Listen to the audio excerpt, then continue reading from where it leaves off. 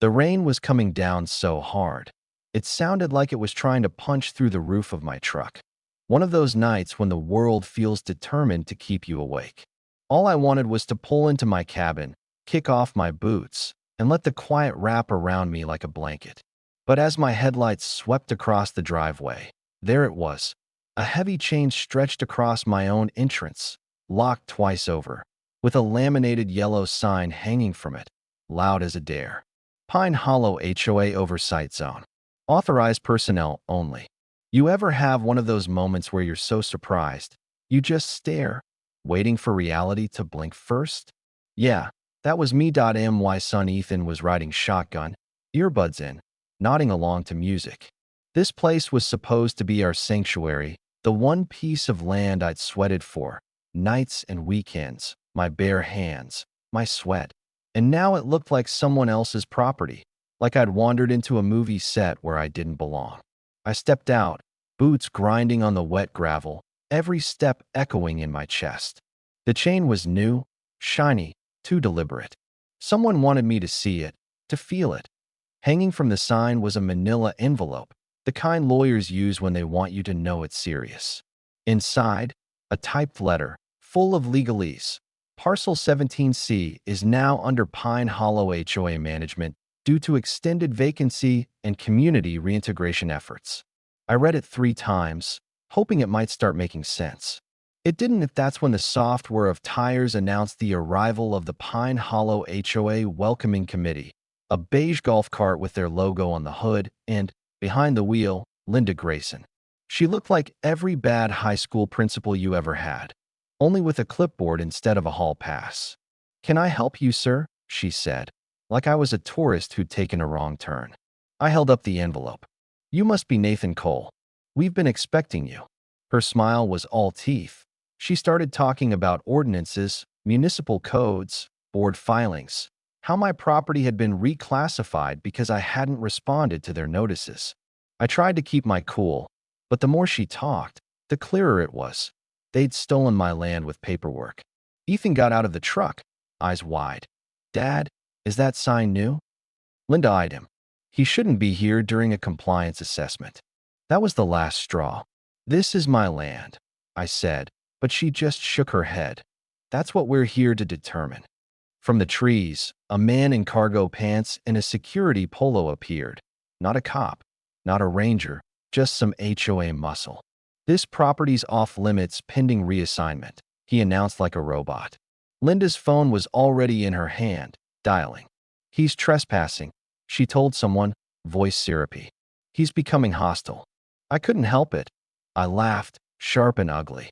"Lady, you have no idea."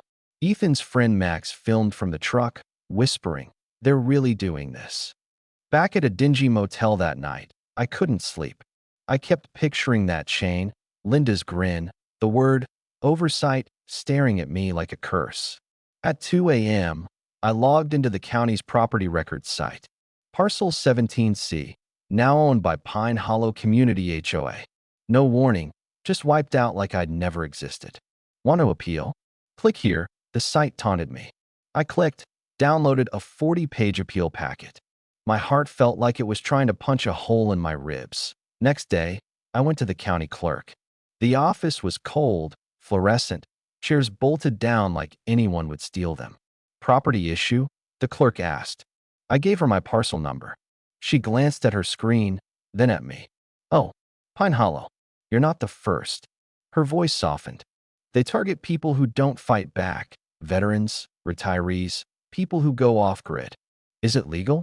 I asked. She hesitated. "Legal adjacent. They work loopholes, file at the last minute, post notices where no one sees.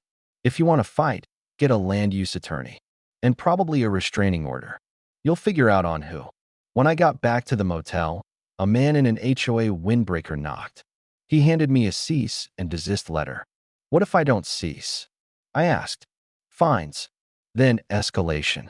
Inside the envelope was a time-stamped photo, me standing on my own driveway. "Unauthorized access," it said. The signature at the bottom, Linda Grayson. I started building my own case. Screenshots, video clips, voice memos.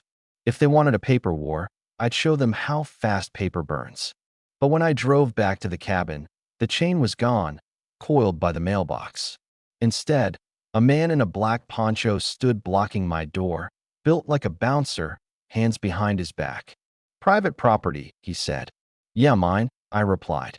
He flashed a badge with a Pine Hollow logo. "Turn around." "You're trespassing," I shot back. "Call your lawyer." He shoved me hard enough to make me stumble, then smirked. That was the game now. See who flinched first. On my porch, a new notice. Emergency compliance entry. Unsafe storage. A picture of old paint cans labeled as fire hazards. And then I saw it. A blinking camera on my bookshelf, aimed at the living room.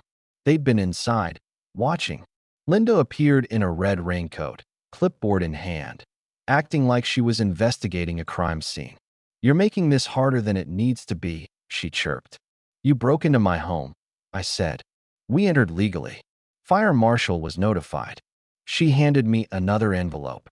HOA judicial review. They were reviewing my behavior, threatening permanent property reassignment. That night, I called my brother-in-law David, a lawyer. "They're stacking the deck," he said. "If they get another complaint, the cops have to act." 2 days later, deputies showed up. "Domestic disturbances," they said. "Threats reported." "You mean when your HOA goon shoved me on my own land?" I asked. The younger deputy almost smiled. Linda arrived, thanked the officers, called me unpredictable. "Kids feeling unsafe," she said, gesturing at Ethan, who stood on the porch, fists clenched. They detained me for questioning. Linda filmed everything, savoring it. Back home, a flyer was taped to my gate. Community advisory. Hostile resident behavior. Ethan stared. "Will they send this to my school?" I burned the flyer in the grill, watched it curl into ash. David arrived with a file thick as a brick. 3 new complaints from Linda: zoning, construction, safety. She was painting me as a threat, exploiting an old, expired easement. There was even a complaint about my dog, Scout, a photo of him yawning, labeled bite risk. David put a hand on my shoulder.